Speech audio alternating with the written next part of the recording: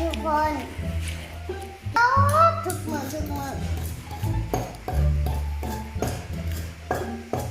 มาเด้อกินตับสุกกินข้าวแรกไปสิเบิ่งก๋วยตามหากดไลค์กดแชร์แน่ฝากเลยได้ที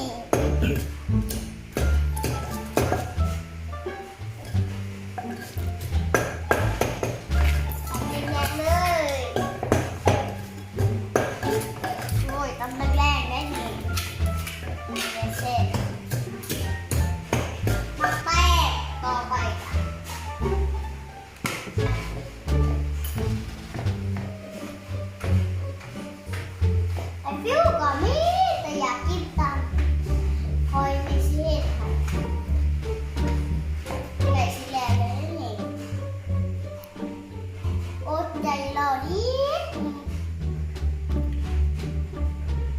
อะไรจะใส่กระสุน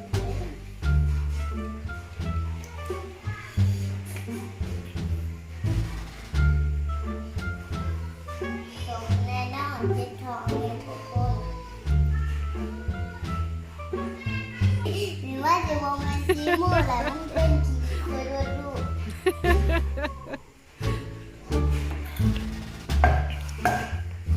เสือไปตั้งส้ม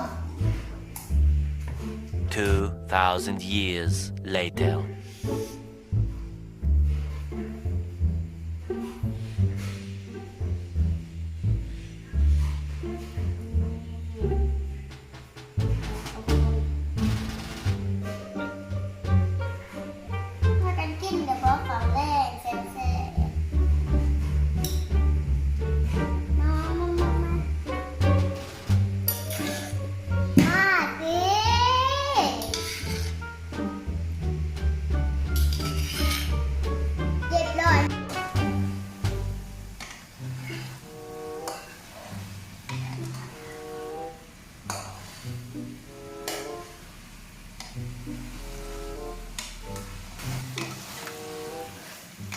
เพื่อนเขากันตัวนี้ก็เป็นมักกะลีเลย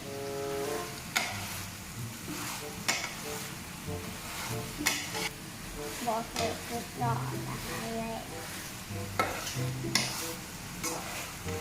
ต้องได้ทุกคนมากินข้าวแดงกัน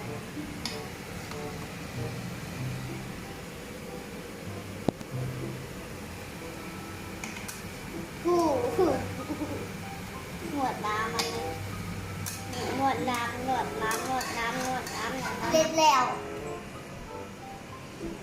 เรียกมากินข้าวแรง